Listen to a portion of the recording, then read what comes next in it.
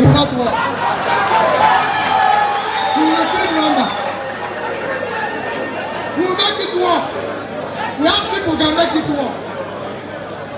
It is not possible. We have what it takes. I can tell you we will secure this country. I know what I'm doing, what I'm saying. We will deal with issue. When we deal with issue of security, then we'll start putting people out of poverty. The more you put people out of poverty, the more you reduce criminality. When people are hungry, but they don't know where next thing will come from, they become criminals. If you give them food, you reduce criminality. It's simple. It's in different countries all over the world. You have different types of agitations today because we have a problem. Were they there yesterday? No.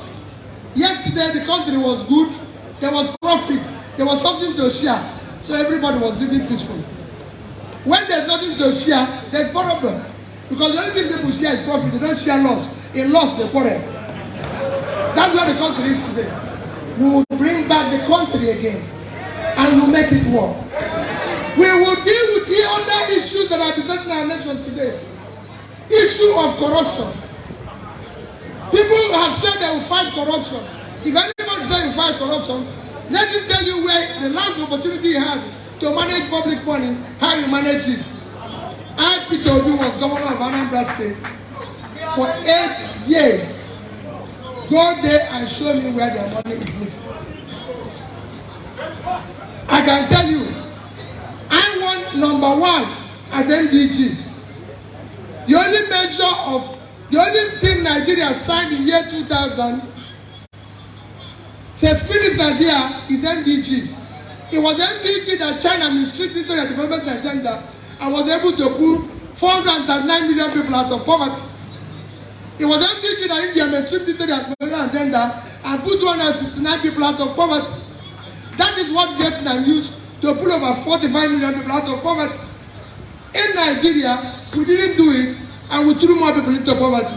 But Anambra State was #1 when it ended. That's why being #1, go to our schools. Our schools was closed for 2 years.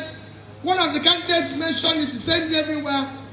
But today, go #1, we are #1, 2011, 12, and 13. You know, some of you, all I can say, go and verify when we were able to do that.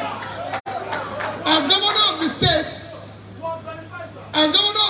I signed over 10,000 documents for CFOs. Go and ask if you see one land that already allocated to P2B, come and stop campaigning. When I left the state, I left in Access Bank. It's a bank in Nigeria. I left in Access Bank $50 million and over 10 billion naira. I left in Diamond Bank $50 million and over 10 billion naira. I left in Fidelity Bank $50 million and over 10 billion naira. Until today, Anambra have never paid me 1 naira as gratuity of pension. I left 8 years ago. You can go and verify it. So if anybody said he will fight corruption, let him tell us how he managed public money before. I was chairman of Security and Exchange Commission. Go there and ask them whether one day I took shooting allowance or they gave me 1 naira. There are places. So if anybody said he's going to fight corruption, fighting corruption is easy. If you are not stealing, your wife and children are not stealing, those around you are not stealing, you're reaching by 70%. We will fight corruption. We will fight it till the stand still. Today, people are stealing government money. People are stealing. Nigeria is the only country. Nigeria is the only country in OPEC that is not producing its quota, apart from Venezuela, because of sanctions. And why are we not doing it? Because our oil is stolen. Who can steal oil? Nobody here can steal oil. People still know you are people in government. For you to steal oil, a ship has to come in. Somebody will authorize that ship to come in. Somebody will authorize it to go out. It is not, oil is not sweet. You put in your bucket. And the waste is too much. We have a deficit, a crippling deficit. We have a crippling deficit of our budget, and we are allowing people to steal our oil. It's unheard of. Between January of this year to 30th of April, Nigerian total revenue was 1.6 trillion. Our total expenditure was 4.7 trillion. We have 3.1 trillion deficit. And people are stealing our oil. It can't continue. We will stop it. Just to show you, and this is our deficit. Let me show you what we lost in 2 months in oil. In July, our total production was 1,083,000. That means every day we were losing 717,000. Multiplied by 31 days is 22,227,000. The average price of oil in that month was 110. If you multiply, we lost $2,445,000,000. Let's just leave 750 and multiply with 550. It's 1,344,750,000,000. That's what we lost in 1 month. In the month of August, it was worse. In the month of August, it was worse. We were producing 975,000 barrels. So we are losing 825. So over the 1 month, we lost 25 million barrels. At 100 naira average, we lost $2.5 billion, about 1.4. So in 2 months, Nigeria lost, we lost nearly $5 billion, or equivalent of 2.8 trillion naira. Which country can operate like that? It cannot. We are paying subsidy. Subsidy is organized crime. There's no way Nigeria can consume the number of money we pay in our subsidy. That is the money we want to save and throw into productive sector in the north and get this unemployed youth that is giving everybody problem to have something to do and we reduce their criminality. It is doable. It is not rocket science. It's happening in other nations. It can happen in Nigeria. So my dear people, all I plead is that, yes, as we know, as P2P goes around, there's all sorts of news. There's all sorts of things which I'm not here to defend A or B, but anything you want me to clarify, I'll clarify. But I want to assure you, today, I'm a Nigerian. I believe in Nigeria. I want to give Nigerians hope. I want to ensure that if you say the North have the highest out-of-school children, I want to reduce it. I can deal with it. Why? Those children that you said did not go to school have learned Quran and work with the Islamia centers and Malams to teach the skills. I'll put the skills, I'll meet them at the point. If they can learn Quran, they are very intelligent. And I'll teach them skills. And if I teach them skills, I'll support them because we're going to put money in micro, small businesses. They'll have a business to do. They'll have a future. And when we give them a future, we'll change them. There's a lot we can do to change here. And I'm committed to it. And I want you to tell what I'm doing. And people said to me, what is the manifesto? I said, don't worry. I will give you manifesto. But I'm telling you what I will do. And I want you to take it. And I want you to hold me responsible. I will be in charge. I and that will be in charge. Nobody will find us one thing. We have the physical, we have the mental and physical energy to do this job. And we are ready for it. Let nobody worry about that. I can tell you, we work as a family, we work as a team. every single day, when I saw him out, I said, Daddy, I'm not choosing you because I'm looking for somebody from the north. No, I'm choosing you because I'm passionate that whoever I'm going to do this will be as passionate as I am to turn around the north and tell them, I keep saying it, the future of Nigeria depends on the north. I will unlock it. Because I want to be able to say, I want to turn the entire country into a farmland and use Kano and Kaduna as processing centers. And you will see it happen. Kaduna here is 46,000 square kilometers of land. Kaduna is 2 times, I can tell you, countries that are that tiny. We can't go on this way. And that is what I want to solve. That is what we want to change. I assure you, I'm sure you have questions. Please feel free to ask me any question. Feel free. I'm here to clarify and tell you who I am. But most important, to know that this is Peter Obi. I'm a Nigerian. I believe in Nigeria. I live for Nigeria. Every day, all I want now is opportunity to create a new future for Nigeria. Next year's election, I'm pleading with you, should not be based on the perimeters we used before. I don't want you, we are not having a new MD for this company called Nigeria.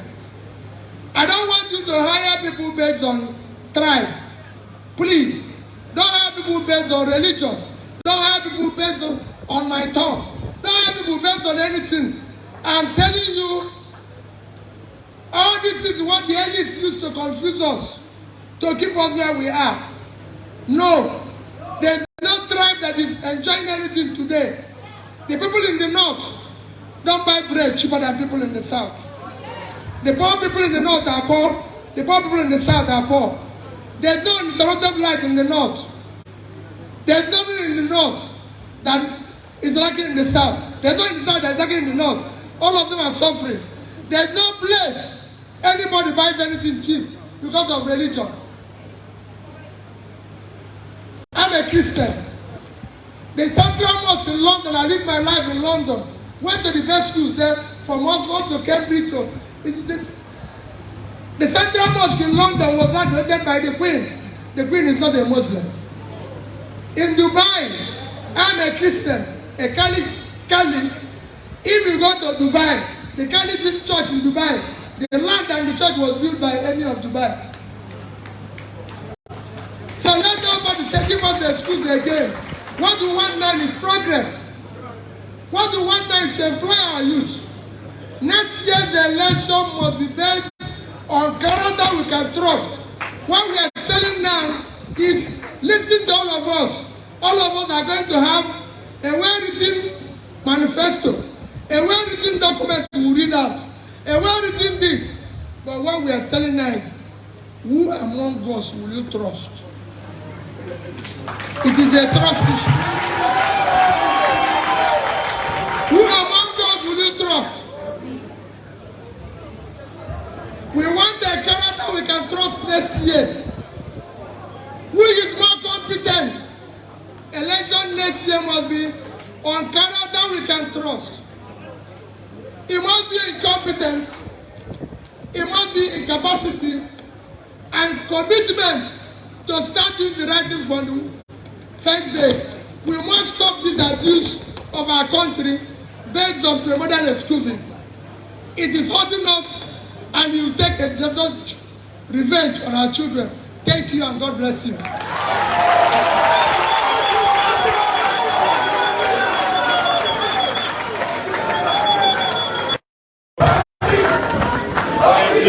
Thank you.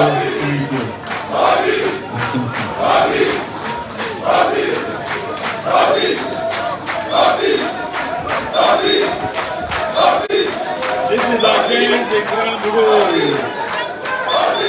Our ground rule has been violated. Our distinguished speaker, we appreciate you. And we thank you for this wonderful session. Let me now hand over to the panel. Mr. Chairman, you will allow me to invite the Deputy Chairman to kickstart the panel discussion so that we now go to order to continue. Mr. Peter Obi, you are now available for questioning to start with the panel. Thank you very much, sir.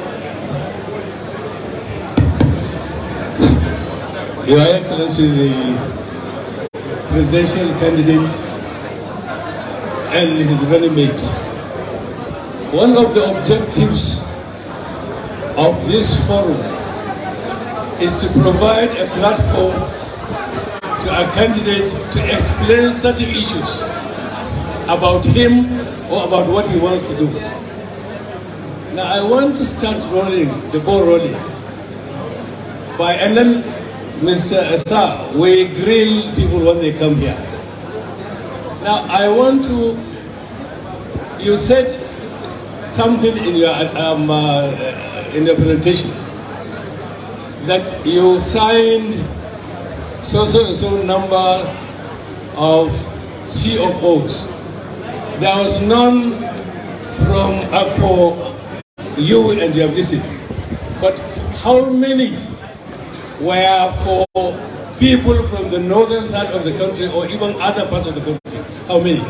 And secondly, you were reported to have asked northerners to carry ID cards or tags of identification. This is a platform for you to talk about them and explain issues. Thank you.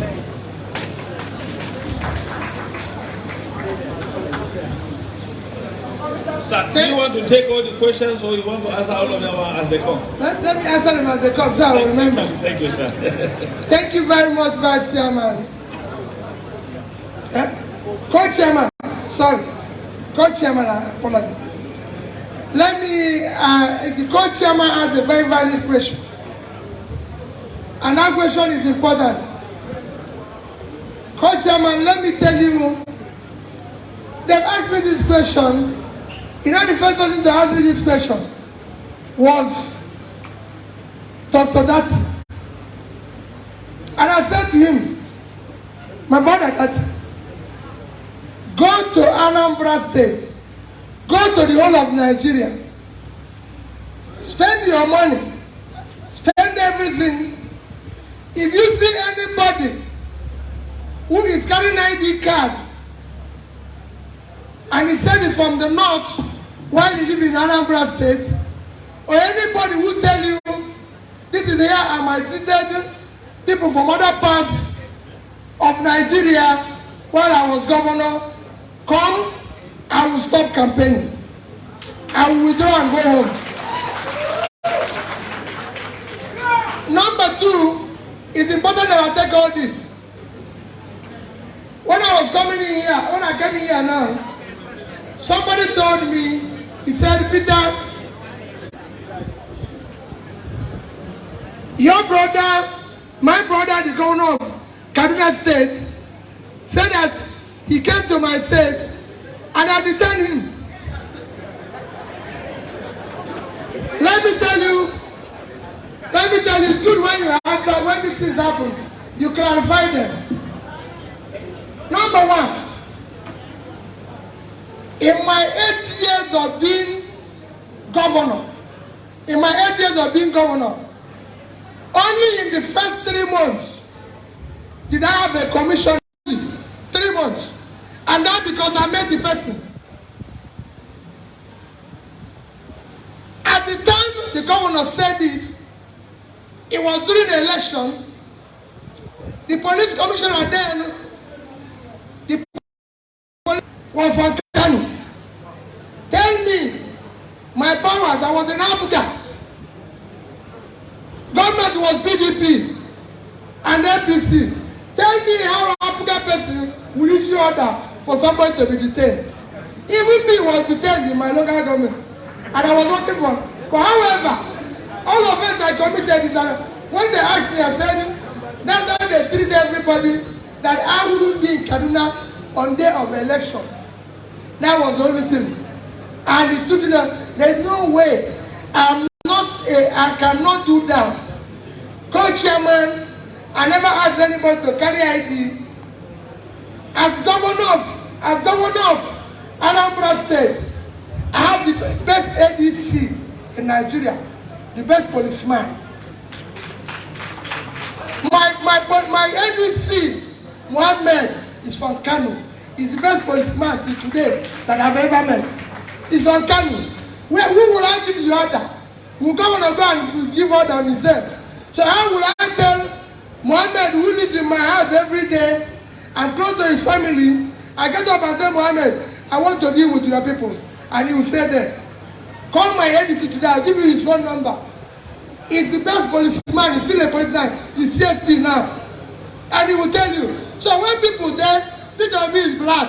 2019, I was vice president. No, I was good man.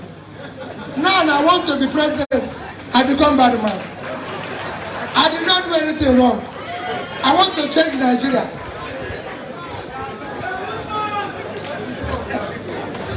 Land, yes.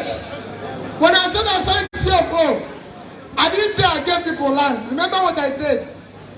All those land that I signed are people who applied. I never one day said I gave A or B land. I bought land myself. I said, so I'm going to give you phone number of the leadership of Muslims in Anambra State. Ask them their relationship with Peter Obi.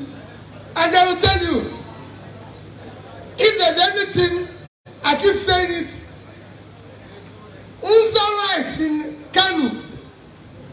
I told Dati, and I told Sla, I said Unza rice went to look for loan in 3 banks.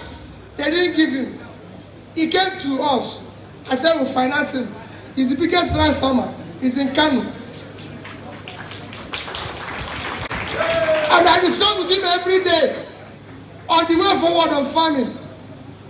And he knows my commitment to what I'm saying about the land here. So it has nothing to do anybody who is telling you this. Just like I told you, in 2019, I was a good man. The only offense I committed now is that I want to be president.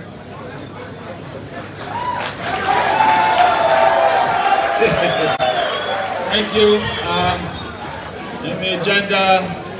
Let me give to Ajia Sadatu. Thank you. Your Excellency, Mr. Peter Obi, I'm seeing you in pictures. I'm seeing you face to face for the first time. Your Excellency, if you look at the picture above your head, it's the picture of Ahmadu Bello, the father of Northern Nigeria. He has taught us to love our Muslims and Christian brothers and sisters the same. As a Muslim housewoman, how will you make me comfortable to have a government that Peter Obi is the president? How will I be comfortable? Because your social media people have to do a lot of work to convince us that you are not anti-North. Thank you, sir.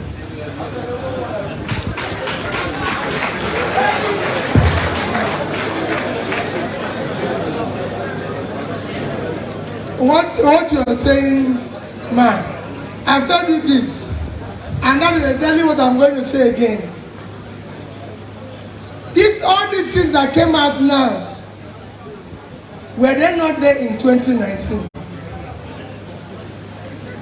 Because all they're telling me now is this offense started in 2021 when I declared to be president. But let me tell you, one of the greatest investments I want to do is in women.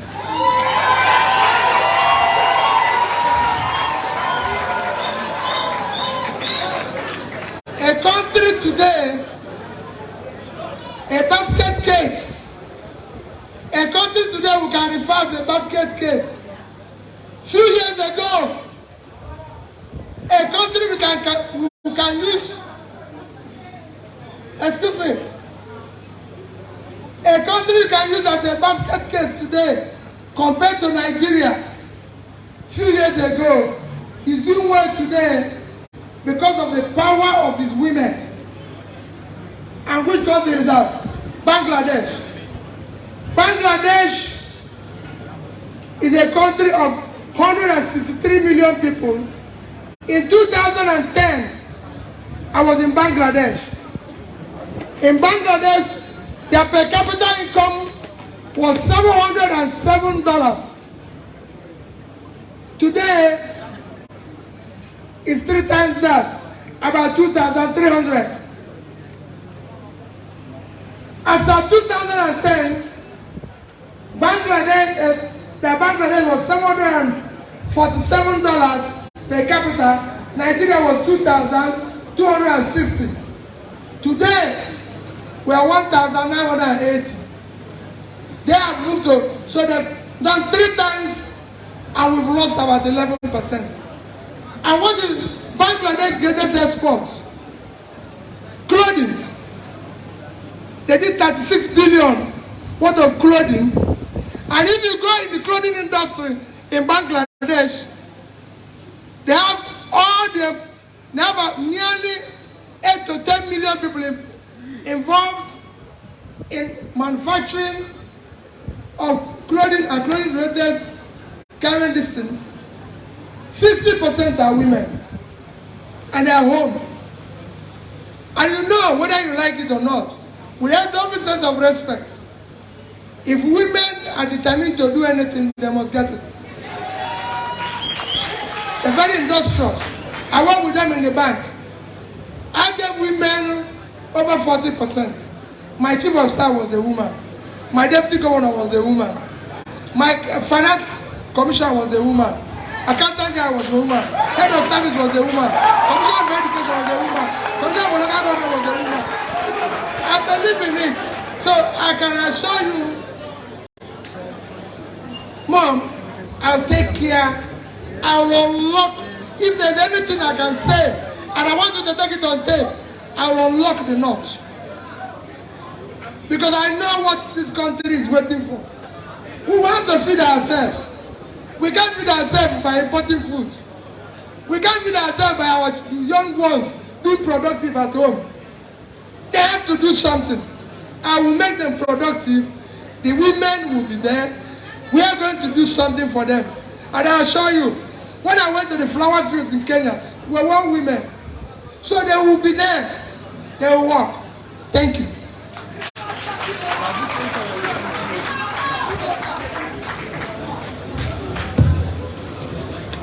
Okay.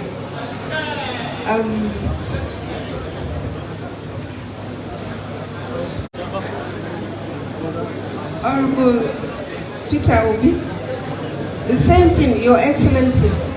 I'm meeting you for the first time. You've dealt a lot on resources. My questions will be on resources. There is urban demand for rural land, and there is also rural demand for urban land. Northern Nigeria is very vast. What are your plans for, number 1, urban renewals in view of the decay of some of our cities? 2, what are your plans for rural development in view of the fragile ecosystem of northern Nigeria, vis-a-vis the rich, finite, and infinite resources that you have just spoken of?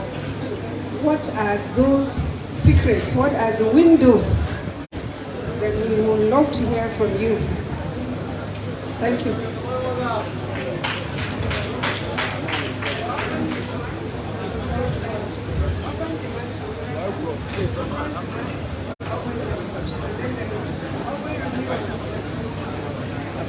If I understand it, for me, you know, when I said here, I said we'll deal with 3 banks. The 3 banks we're going to deal with are said Bank of Agriculture, Bank of Industry, and Bank of Infrastructure. Remember, we have an urban bank in Nigeria. We will make those banks work for urban renewal. The rural infrastructure, due to the poverty, we're going to use the resources of government to do it. You need to see what was done in Bangladesh. In Bangladesh, there was no big building, beautiful buildings in the cities, but they have rural roads to the farm, rural roads to the villages, where women were doing cotton, where women were sewing. So that's what we're going to do. We're going to use the resources of government to deal with the rural infrastructure. Urban renewal will be done by involving urban bank, involving infrastructure that people have to pay. Because those who live in urban areas, it's like when you talk about power, there's places we have to do power subsidized. There's places where people have to pay the real price because they can afford it. And remember, when we change the economy and there's growth, people have more disposable income, unlike today. Thank you.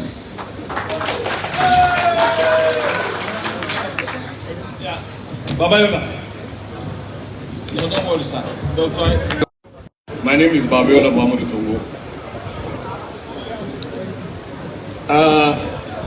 By way of preamble, let me first of all agree with you that the North needs unlocking. And in the same breath, disagree with you that the North is poor. If the North is poor, it wouldn't be hosting the most number of people that are not indigenous to the North. Because of the wealth that's in the North. That is why you have everybody from every part of this country living here. And again, to preface my question, I think part of it is if the farmers of Saminaka will stop farming maize, most of flour mills in Nigeria will close down. Just Saminaka area. These are unorganized, unmechanized, non-commercial farmers. So the North is rich. Like I said, I agree with you in this unlocking. When you were making a presentation, I was hoping that I would have an equal number of time, an equal number of minutes, or maybe to engage you on a different platform. Because the questions in my mind, if I have to ask them on this platform to use a word that is that you may be conversant with, I may be excommunicated. And on this platform. Now, when you are talking, I was just listening to what you didn't say. I'm trying to listen to what you are not saying. And it is the topical issue today in Northern Nigeria, or in most parts of this country. The issue of irredentism, bigotry. I don't feel safe as a northerner. I can't load my cattle from Yola and take it to Onitsha Market or Anambra State. That may be the beginning of my economic ruination, because the truck and my animal may be burned down, including the life of the driver and his mates. I have seen Fulani homestays were banned, the people dragged on the street and lynched. I am a Fulani man, and I'm talking as a Fulani man and a northerner. That's why I say I would have loved to engage you on a different platform where we may discuss these things. Now, Please respect. you understand what I'm saying? Respect yourself. What do you have? You didn't tell me anything to make me feel that I will be safe in a Nigeria that you are a leader. Thank you very much. I agree. Let me tell you.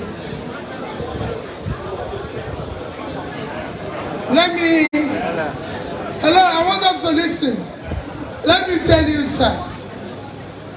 I'm actually actually inclined to have that discussion with you. As a leader, as somebody who wants to serve, let me tell you people, there's two most important ingredients to leadership is listening and learning. People must learn to listen and learn. What he said is very important. What he said is critical to our future. So you didn't make anything. And remember what I said when I had a question. I said, ask me all questions. Today in Nigeria, there's problems everywhere. When I spoke about here, I spoke about North. I didn't say, remember what I said? I said, the North is the greatest asset of Nigeria. So that shows it's the richest. All I said is it has not been unlocked. That I'm going to unlock it. That's number one. Number two, I've said it in all different forums.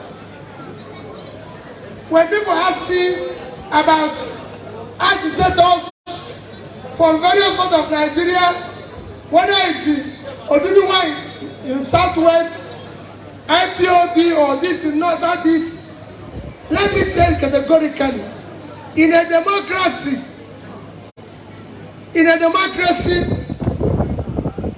you dialogue, you discuss, and you consult. You must be by consensus. I'm going to dialogue with anybody who is agitating, who is not happy. I must exhaust reason. And when I exhaust reason, I'll deal with it. I'll be in charge. But I'm not going to rule people by military might. I'm going to give anybody space. If you say you're not Delta, you're not happy, I'll come and see you. If you say from the North, I'll come and see you. I'll stay with everybody. But I can tell you, the Nigeria that I and that you will serve, everybody will be safe. If anybody do the type of thing you're doing, we'll deal with it. Nobody will do it. Because we have given everybody a chance to see that there's a new face, there's a new beginning, that we are trying to build a country that is united, a country where we love each other. I own businesses today run by people in the North. So I own businesses today run by the people in the North. I own a business today run by Northerner that gives me every year a profit that can make me live. And the person running it is a Northerner. So if you can run my business, why not? I have my colleagues all over the place. I have Northerners that do business with today. I can name 4 or 5 businesses in the North here which I have huge investment in. I don't want to risk it. So I know, listen, anybody can tell you anything, and it's easy to say, oh, this person is this, or this person is that. When you go and tell the person, like I said, bring one person with the ID card, it doesn't exist. Bring one person with this, it doesn't exist. But it's easy to do it. And I'm saying, if all this was there, nobody, they would have seen it in 2019. But nobody saw it there. Until now, it came up because my position changed. Thank you, sir. Thank you very much. Please, our distinguished audience, be patient with us. Everybody that have come here, they are open to interrogation, and they have declared, and Mr. Peter Obi has said categorically that they should ask him any question. So before I call Dr. Akin Babale, let me give one testimonial. In February 2010, I was at Government House, Oka, and Mr. Peter Obi declared to us, with my boss that I went with, that anytime the Anambra big boys are moving with their convoy, he steps aside until they pass. Is that a weakness or a strength? Mr. Peter will add value to that in further discussions. Now, Dr. Akim Babame, before I open the floor to other members and some questions here with me, can you say something, sir? Thank you. Thank you much. Thank you very much, Excellency. Excellency, if you become president of Nigeria,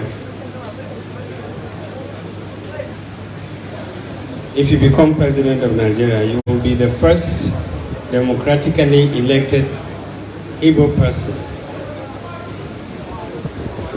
The North has voted for non-Northerners before. We voted for non-Northerners. We voted for Abiola from the South. We voted twice for Obasanjo. We voted for Jonathan. So voting for a non-Northerner is not a big issue for us.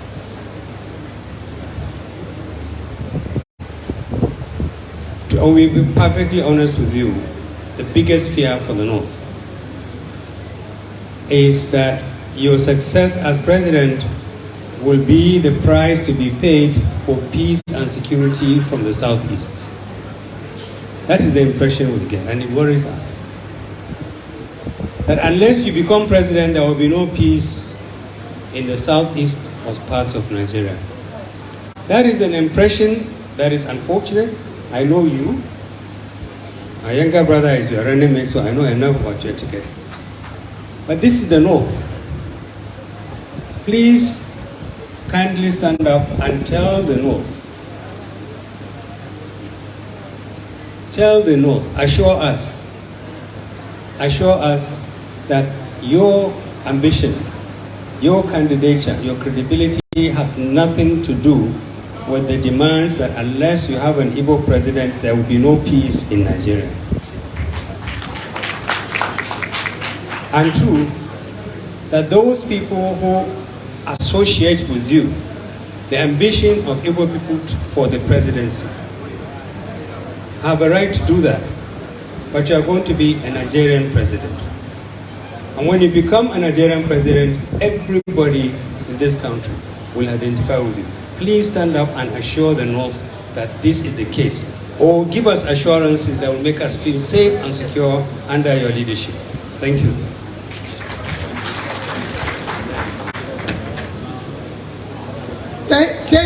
Thank you very question. For this question, after the last question, caused a lot. Let me make it obvious and very, very simple. One, I have never, and I'll say it anywhere, please do not vote for me because I'm an Igbo man.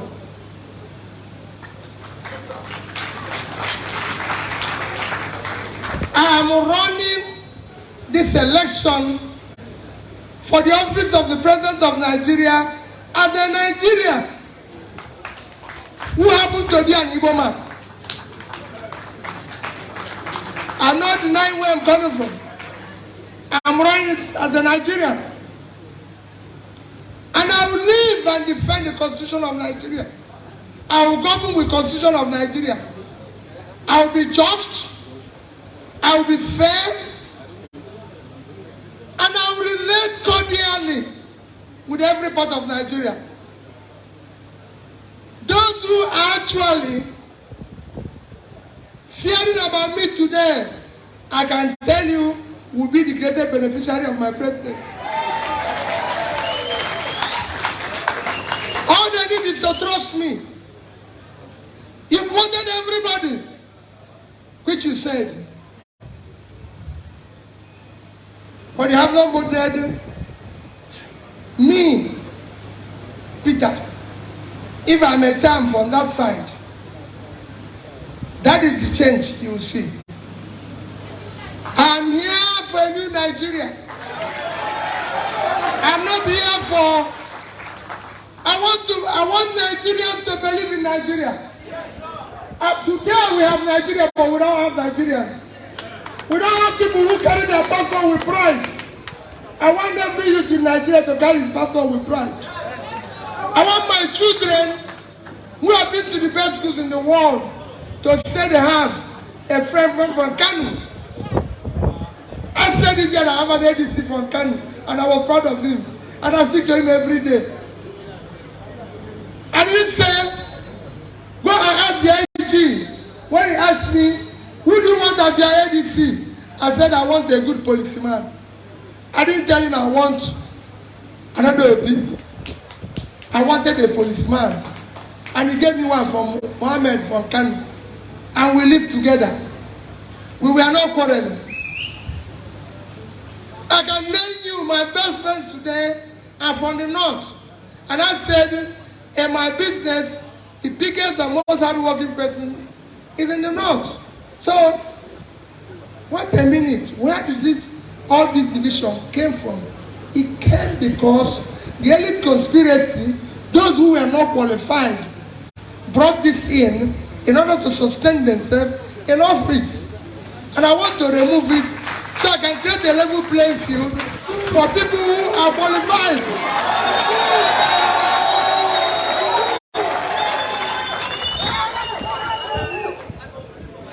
So be not assured.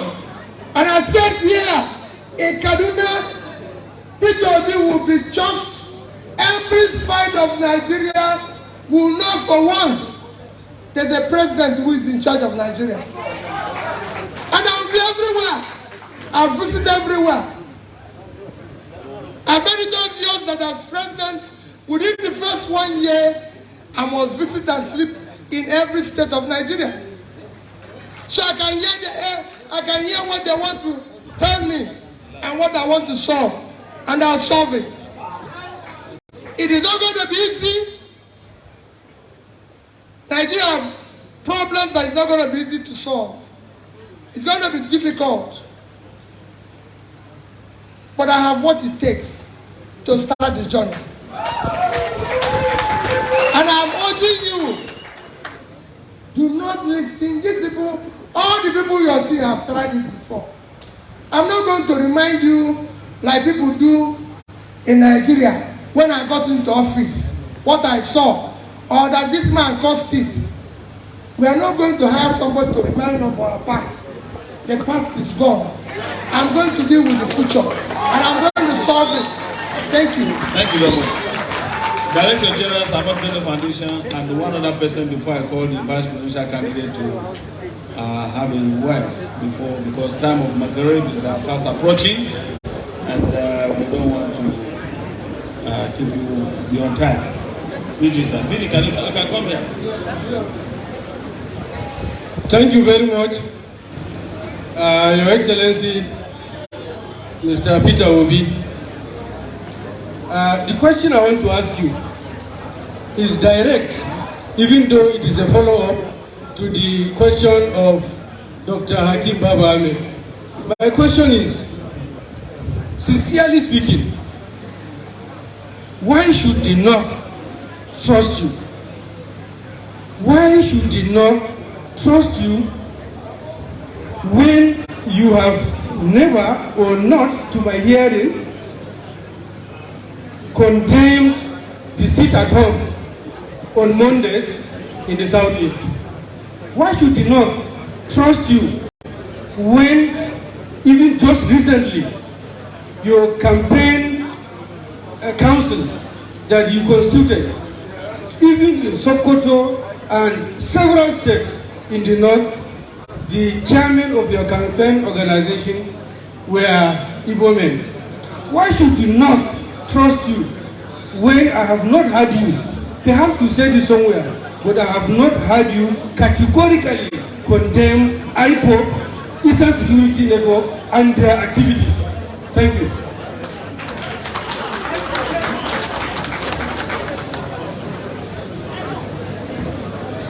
I agree with the...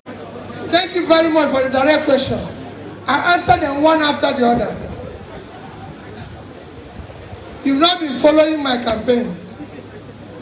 That's all I can say. One is that Eastern Security Network was formed by government of the Eastern States. These are the governors who formed security things. How can I go and condemn them? I have spoken about sit at home, and I can tell you, there was even a place they mentioned me. You can go, like I said, anything I say, go and verify. Now let me tell you,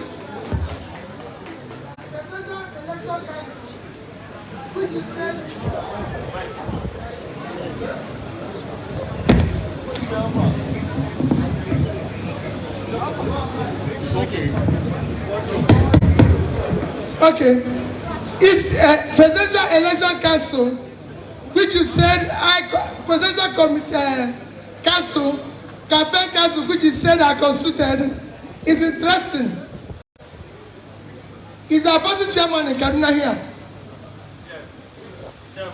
Chairman, yes, were you in the meeting when I spoke to the chairman in Abuja? What did I say? You said you are never involved in anything. I said I didn't put one person on that list. He was there. And after that, I retweeted and said there's certain anomalies that is unacceptable. I tweeted it and it will be ratified. But you see how people say that the one which I consulted, not one person there came from me. That is party matter. When party do things, I as a leader, I'm responsible. I take it as my responsibility. And I said, I will dialogue with everybody. That's what I said now. So what you said is in order. I agree with you. I said I will dialogue with every agitator. I don't hide it. It is important.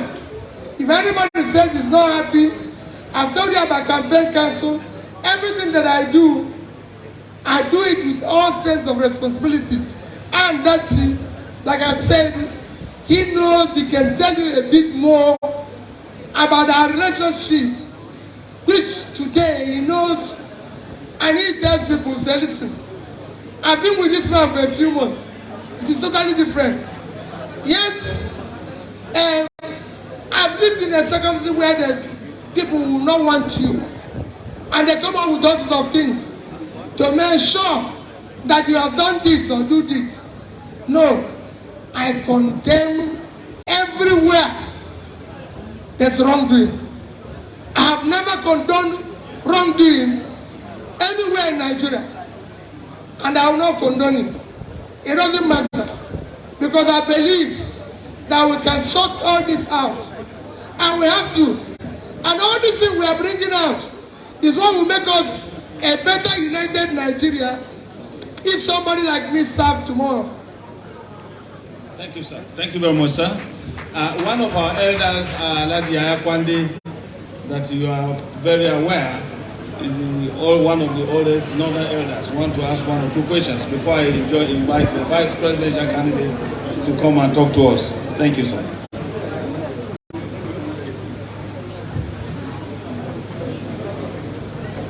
But before he asks his question, I have two questions here. One on infrastructural deficit, how you intend to go about it. And the other one, the incessant flooding in the north. And your policy on okay. Your Excellency,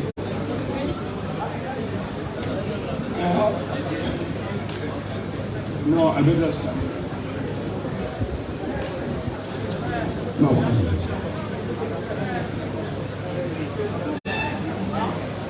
Your Excellency, are you with me? It appears the emphasis of your campaign has been based on the youth. And in my part of Nigeria, every church now is only talking about Peter Obi as if he is the only Christian contestant. these questions of mine, where are you going to get a camp that will put the elderly people in Nigeria? Because you have not been talking about, all the time people are talking about the youth.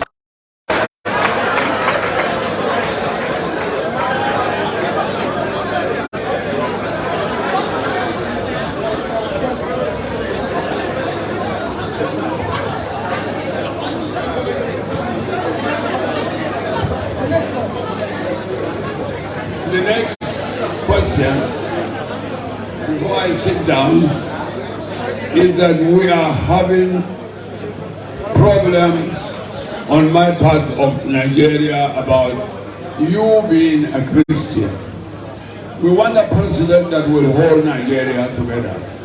We want a president that will look after the youth and the elderly men. But it appears as if the emphasis of your campaign has been based on this too. That will break Nigeria.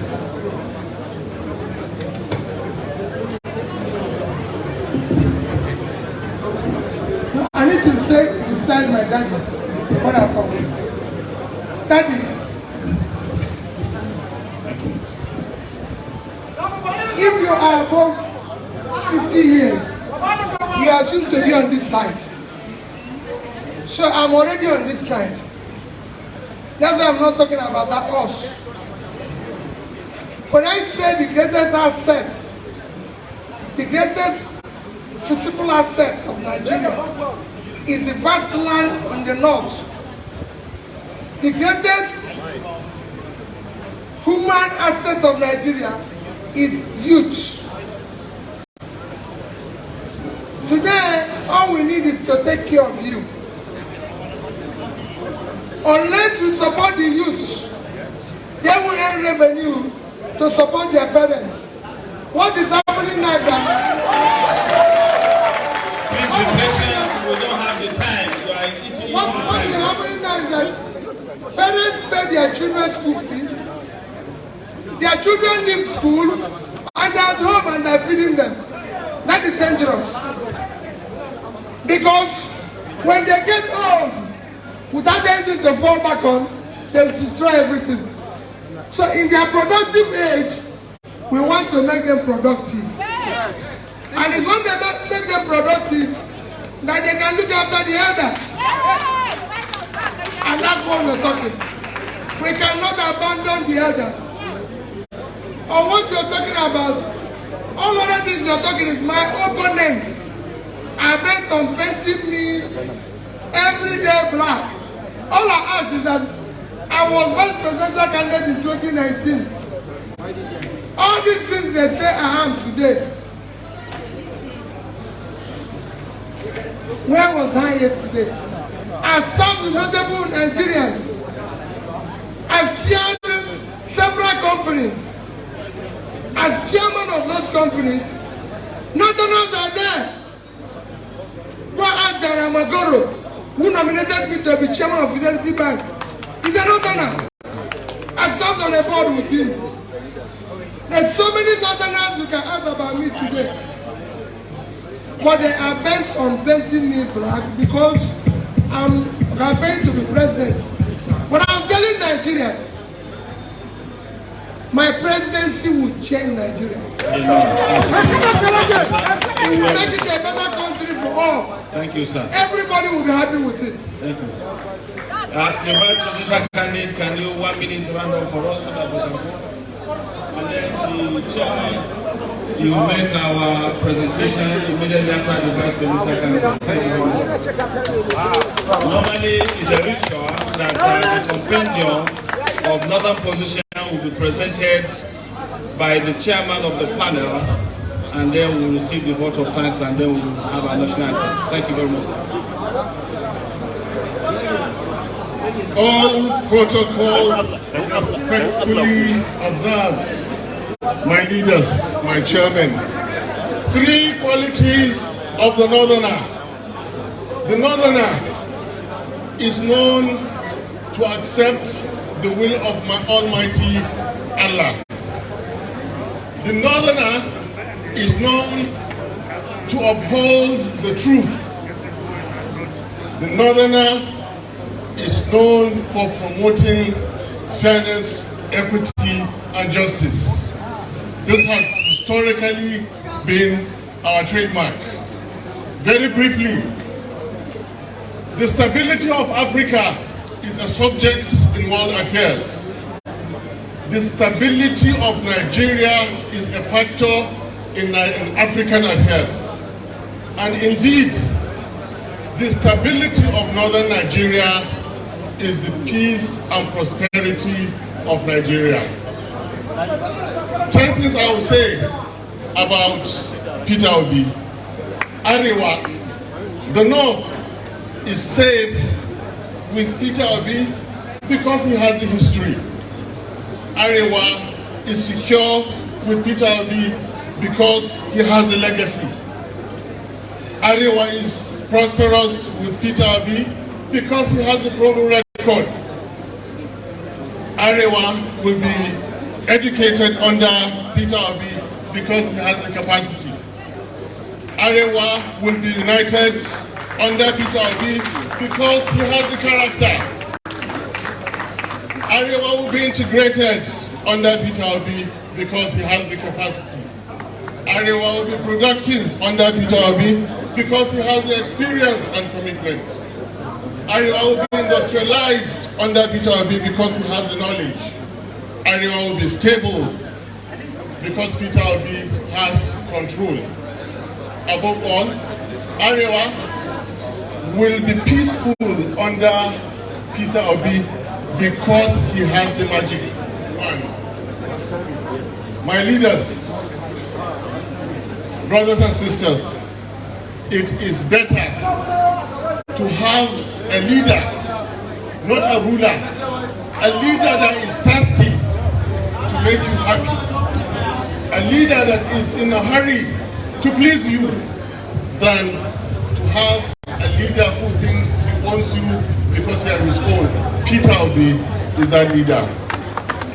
Nigeria has never had it this good, and I ask all of us not to throw this golden opportunity away. Nigeria has never had it this good.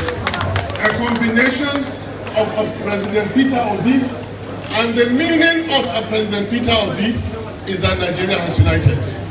Once we unite, that is the beginning of the end of our problems. Brothers and sisters, let us not throw this golden, once in the nation's history opportunity away.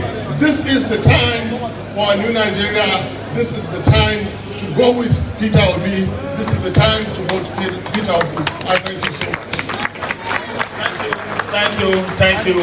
I'll invite the chairman to make the presentation of our compendium to the presidential candidate, and I have the honor to immediately have a group photograph with the panel members and steering committee, while our father, the co-chair, Waziri Katina, will give the vote of thanks. Thank you, sir. Can you give the vote of thanks?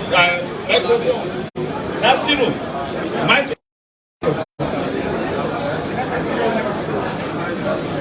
Let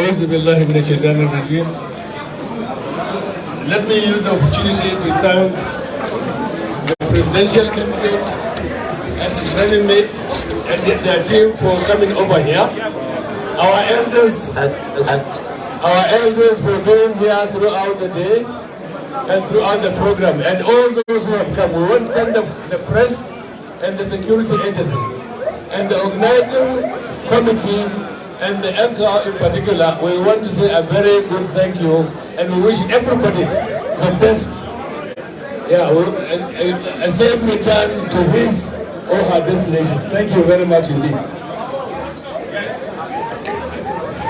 We are going to have the national anthem as we have the good photograph with members of the steering committee and elders.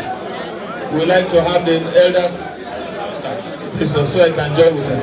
Members of Standing Committee, please come up for the photograph. Yes, National Anthem.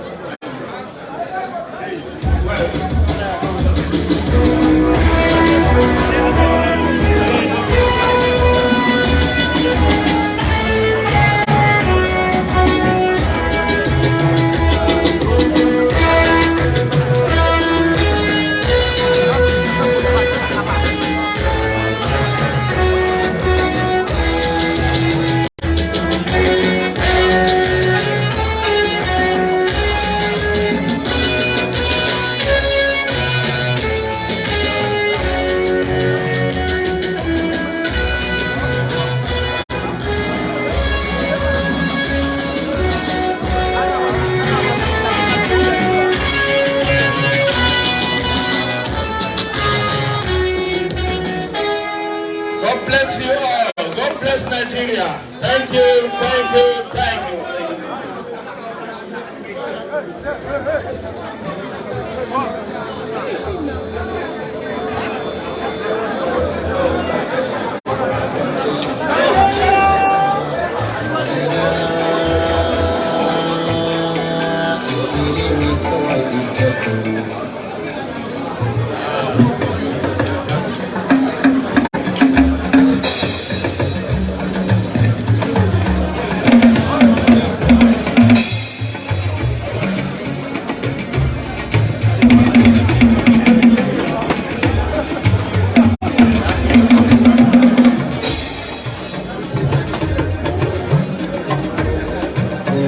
maza abun koyo Ahmadu Bello Sardauna na tuno ba'atinsa shi ka saka nake kuka maza abun koyi Ahmadu Bello Sardauna na tuno ba'atinsa sai ya saka